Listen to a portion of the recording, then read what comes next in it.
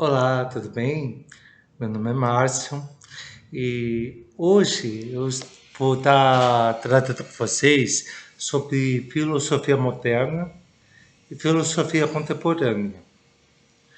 No último vídeo, nós tratamos sobre filosofia medieval, o qual a filosofia, segundo a era medieval, a idade medieval,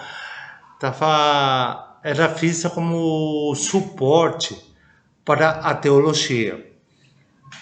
Inclusive na época medieval, era natural o rei e os monarcas dos estados católicos estarem sujeitos ao Papa.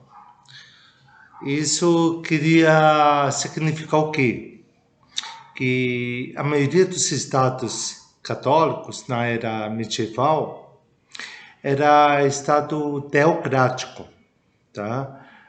Inclusive hoje na contemporaneidade, aqui no Ocidente, só existe um Estado teocrático hoje, e com a monarquia absolutista, que é o Vaticano, na parte ocidental hoje.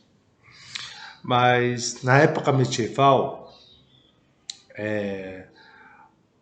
muitos estados, inclusive as cidades-estados italianas, era regido por um sistema teocrático.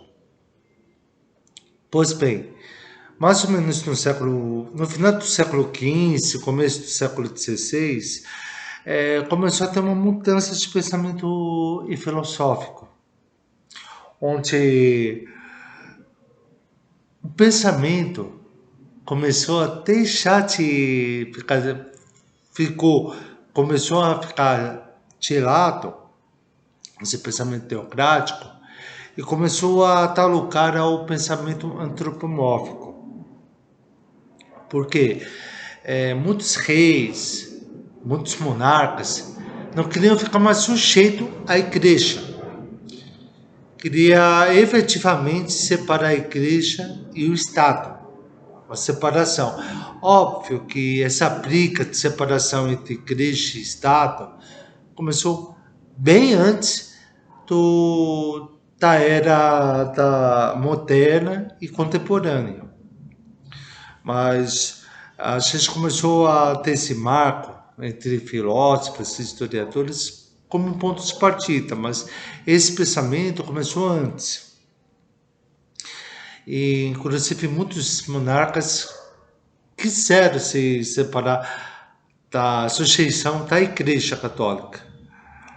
E isso começou a surgir mais ou menos no final do século XV, começo do século XVI, onde começou a ter grandes navegações, a descoberta do mundo novo, qual Cristóvão Colombo, quando chegou aqui nas Américas, pensou que tinha chegado nas Índias. Ele morreu sem saber que tinha descoberto, entre aspas, o continente americano. Quem percebeu foi Américo Vespúcio. Daí o nome de América, graças ao Américo Vespúcio. Mas, enfim, com a Idade Média, começou a ter esse pensamento antropocêntrico. Ou seja, Deus deixou de ser o centro do pensamento humano. E quem começou a ser o centro do pensamento humano era o homem. Por isso que no final do século XV, começo do século XVI, começou a ter essa transição de postura, deixando o regime teocrático para entrar no regime antropocêntrico, tá? Mas essa ideia é um dos exemplos legais para a gente perceber sobre o início da Era Moderna, por exemplo, era o Renascimento. O Renascimento, por exemplo, começou a tentar resgatar as ideias do mundo antigo para o mundo moderno. da época, para o mundo contemporâneo da época. Inclusive, muitos pensadores modernos, principalmente, ao meu ver, do Renascimento, considerava a Idade Média como a Idade das Trevas. Eu não concordo com isso, óbvio, porque na Idade Medieval, na Idade Média, houve grandes produções de conhecimento. Porém, no Renascimento, eles consideravam a Era Medieval como a parte negra, que não produziu nada de conhecimento.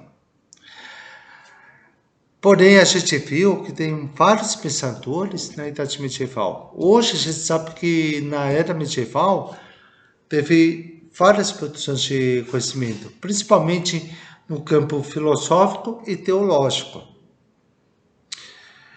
Pois bem, eu gosto de fazer esse paralelo. Na parte antiga, na Era Antiga, a filosofia surgiu com um pensamento desvinculado das ideias religiosas. Tá? Já na Idade Medieval, a Igreja considerava a teologia, a filosofia, como serva da teologia na Idade Medieval. Já na Idade Moderna, principalmente com o Renascimento, eles desvincularam de novo esses dois pensamentos, a teologia e a filosofia. Inclusive, no Renascimento, é uma tentativa de resgate do mundo antigo. Por isso que é o nome de Renascimento, que veio logo após o fim da Idade Medieval, tá? E assim, temos, depois da Idade Moderna, a Idade Contemporânea. Eu considero as duas filosofias antropocêntricas, tanto a moderna como a contemporânea, tá? Uma tentativa mesmo de desvincular da teologia, a filosofia se desvincular da teologia, tá? E a gente tem um Marco, um filósofo, que faz que, entre os filósofos e historiadores, pelo menos a maioria, a gente tem um filósofo chamado Nietzsche, um filósofo alemão, o qual alguns filósofos e historiadores falam que o Nietzsche é o último filósofo moderno e depois dele vem a fase contemporânea, e outros filósofos falam que o Nietzsche é o primeiro filósofo contemporâneo. Qual das duas correntes estão certas? Considera as duas. Nietzsche é aquele meio termo entre o fim da Idade Moderna, da filosofia moderna, e o começo da contemporânea. Bom, existem alguns pensamentos que começaram a correr nessas duas fases da filosofia, que é o empirismo e o racionalismo. Tá? O racionalismo, por exemplo, é parte das verdades gerais, tá? Do conhecimento inato, o racionalismo. Ou seja, vem da razão. Tudo começa pela razão e o conhecimento começa pela razão e depois parte para o conhecimento empírico, conhecimento prático. Os principais filósofos que vêm do racionalismo, vou citar três: Platão, Descartes e Leibniz. Ou seja, razão, verdades gerais para depois a parte prática. E tem uma outra corrente que é o empirismo, que parte da intuição, parte das experiências sensoriais, para depois ser a razão. E os filósofos conhecidos que é do empirismo é John Locke, Berkeley e Hume, que são os três mais conhecidos. E na parte contemporânea, lógico, que tem o existencialismo, que é uma vertente contemporânea da ética. Um dos autores mais conhecidos do existencialismo era o Sartre, tá? Bom, daí a gente surgiu os dois conceitos, que é o método indutivo e o método dedutivo. Método dedutivo, que faz parte do racionalismo, vem o conhecimento, primeiro da razão, dos conhecimentos gerais, conhecimento mais amplo, para depois a gente entrar no conhecimento mais específico. E o empirismo é o contrário. Primeiro o empirismo, depois é a parte mais ampla, tá? Pois bem, esse é o conceito geral da filosofia moderna e contemporânea, tá?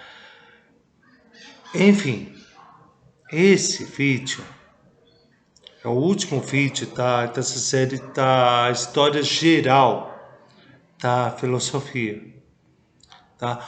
Óbvio que esses vídeos que eu fiz sobre a filosofia, sobre os conceitos gerais, é um pontapé bem inicial mesmo para vocês começarem a entender sobre o que é filosofia. Eu quis dar um panorama geral sobre a história da filosofia.